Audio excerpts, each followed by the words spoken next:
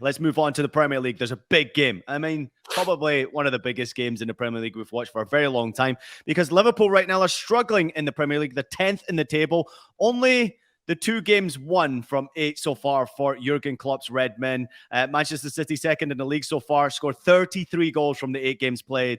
They did rest Erling Haaland a little bit in the Champions League this week, but this is a cracking game, James, to look forward to. I mean, we're going to witness a Liverpool side who have just thrashed Glasgow Rangers by 7 goals to 1, which I'm sure is a confidence booster. Jurgen Klopp saying so after the game. The fans needed it. The fans deserved it.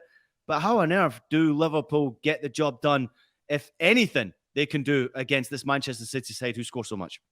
Well, I mean, last year, these were the 2 best games in the whole European fixture calendar, especially the one at the Etihad, I thought was magnificent. And I think in terms of the sheer level, I think you could say it was a sort of peak moment, one of the peak moments in Premier League history. And I do not think we are getting anything like that again, which is a real shame. Mm-hmm. For whatever reason, there's something isn't quite sparking right with Liverpool. And I get the feeling that at the moment, Jurgen Klopp is making it worse, not better. That's not me at all suggesting that Jurgen Klopp should be under pressure. He has earned the right to take as long as he needs to work this out. But even against Rangers, and I know it's weird to pick the holes in a 7-1 win, but go and look at that first goal, the Rangers goal that they concede.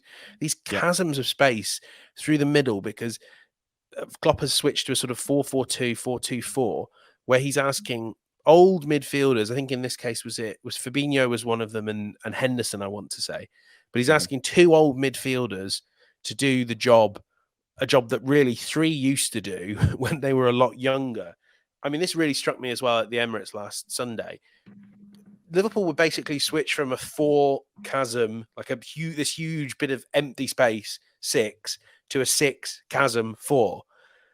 I don't understand why they think that's going to work. And if they're going to just cede central areas to Man City, like they did to Arsenal, like they even did to Rangers, they're going to get pulled to pieces. I think this could be really, really tough for them, especially, losing players like Trent Alexander-Arnold, losing players like Joel Matip. I can see in the comments Natalie saying that Liverpool are going to do Arsenal a favour this week. I really don't see anything here other than a fairly comfortable Man City win. I hope I'm wrong. I hope we get the games we did last season, because that was football at its absolute peak. I don't see it happening, though. Oh, James. This is the game you flip it on, not bloody Barcelona winning. Have you seen Barcelona play the top caliber team? This is the game where you can say that. Because right now, this is the game that everyone's looking for. And I agree with James. We're not going to get the classic Liverpool Man City that we got 2-3 years ago, which the whole world was watching. And if you weren't watching, what were you doing? So I think for me, the win is a big win. I think, again, still, we go back to all the time we say it in. Mane is a massive miss for Liverpool. Diaz is a big loss now with his situation, not going to be ready till after the World Cup. Diaz is a big miss for Liverpool, especially in a game like this.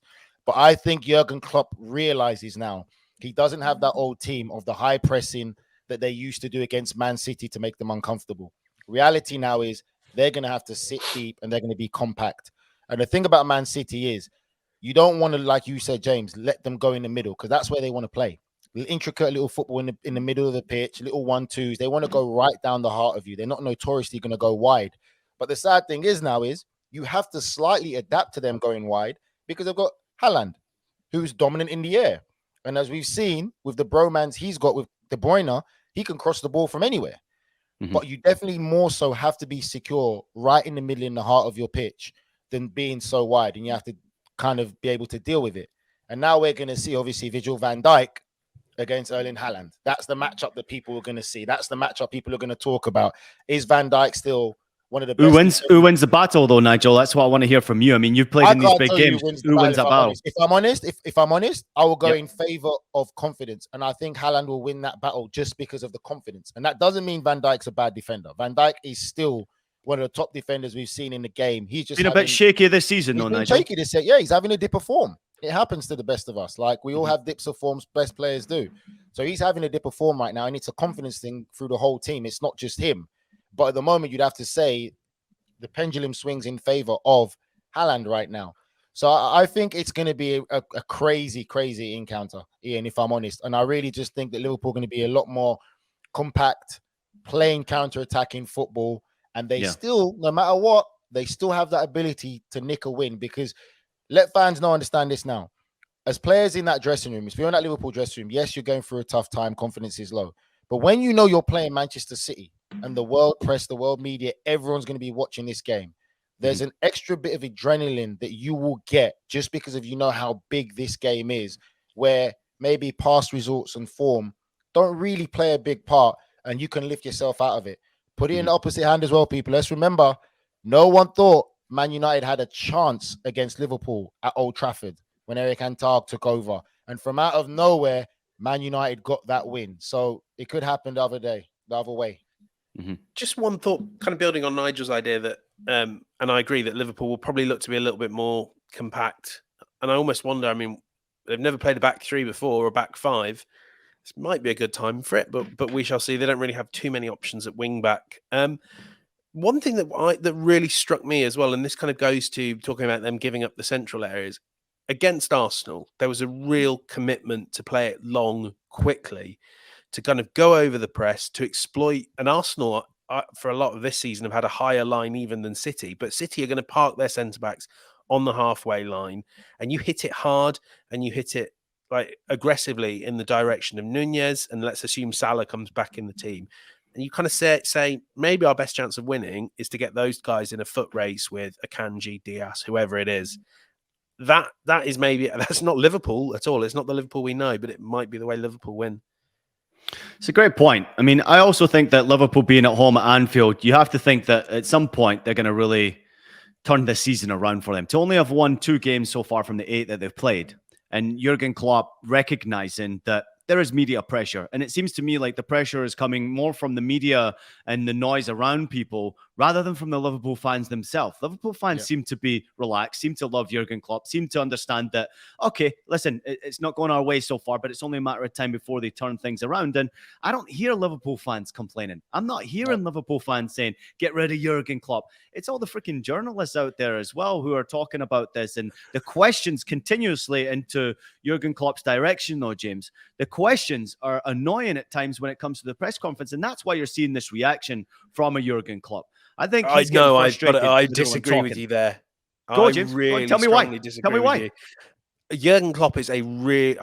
I am no, I'm not a Liverpool beat reporter, but I've been to enough Liverpool games to know, and I've had enough experiences to know Jurgen Klopp is a really difficult manager in good times and bad. You know, I've been there in a Champions League semi-final, asking him a perfectly innocent question. You know, why has Sadio Mane moved up front? And it sort of was thrown back to me as, oh, do you not think Sadio Mane is good up front? I thought this was after the Villarreal game. I was writing a piece on how great Sadio Mane has been up front. It's a strange thing that maybe a lot of people don't say, because if you kind of got to have a daily relationship with Jurgen Klopp, you don't kind of maybe want to point this out. But he's a difficult, tetchy manager at all occasions. I don't feel like he's really got a huge amount. I don't think we've got anywhere near the stage where anyone in the media is saying he's got to go or anything like that. But I think it is fair to say that Big Gabby's had a lot to say recently, just saying. Okay, no one with any common sense in the media. But it's just, I mean, that, you know, so it happened, didn't it, with Dietmar Hamann, where Dietmar Hamann, or a reporter said, Dietmar Hamann, a former Liverpool midfielder, has said this. And Klopp goes, oh, basically says, who cares what Dietmar Hamann says? As a reporter, I do, because I haven't played for Liverpool. Dietmar Hamann has, and he might not have played for this Liverpool team. He might not be in that dressing room, but he clearly knows what he's talking about. Yeah. That's my little rant over Jurgen Klopp. Is a difficult manager in press conferences. Listen, I hear you. And I've actually shared pints with Jurgen Klopp. I've spent a bit of time with him, got to know him. Look at me. Name drop. I won't say this. Jurgen Klopp. Jesus Don't Christ. care. I'm sitting on a podcast with Nigel Reo-Coker. I can drop his name as well at some point if I want to as well. Life is crazy at times. You know that, Nigel. Sometimes you find yourself in a room drinking pints with the most random people. Might as well enjoy it. And if you're going to send out a story, I'll tell you this quick story before we move on, because I know producer Des is trying to get us out here. I went to an auction in Germany. I played in a game with Jurgen Klopp. He was playing for like the German legends, and I was playing for like the Hamburg legends, which is St. Pauli and Hamburg put together. And it was an auction at the night. and he had drunk so much. I couldn't understand where this was ever going. And he bought a car in an auction. He bought like an old like Opel Corsa, you know, like the old Vauxhall Corsas. He bought an Opel Corsa. Like, this is Jurgen Klopp. Doesn't need any cars, anything like that. But he just wanted to donate. He wanted to have some fun. And he got himself an Opel Corsa and immediately turned around and flipped it and just gave it away to charity just to have some fun. And I just thought, what a guy. The guy is there having pints with any random person, taking pictures, having fun.